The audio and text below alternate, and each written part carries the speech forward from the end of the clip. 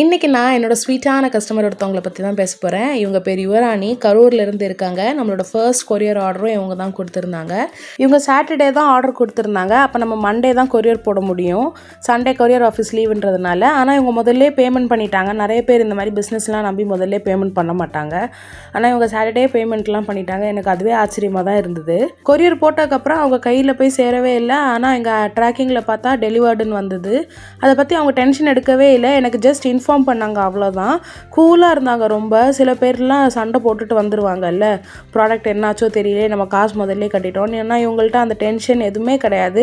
ரொம்ப கூலாக ஹேண்டில் பண்ணாங்க. அப்புறம் நான் கம்ப்ளைண்ட்லாம் பண்ணி கொரியர் ஆஃபீஸில் சார்ட் அவுட் பண்ணிட்டேன். அவங்களுக்கு நைட் 8 o'clock தான் போய் டெலிவரி ஆச்சு. அவங்க ஆர்டர் பண்ணியிருந்தது முட்டை மிட்டாய். ஆனால் ஒரு ப்ரௌனி பீஸ் கூட வச்சு அனுப்பிச்சிருந்தேன். ரெண்டுத்துமே சாப்பிட்டு சூப்பராக இருக்குன்னாங்க. ஆனால் முட்டை மிட்டாய் பாக்ஸ் அவங்களுக்கு உடஞ்சி போயிருந்தது.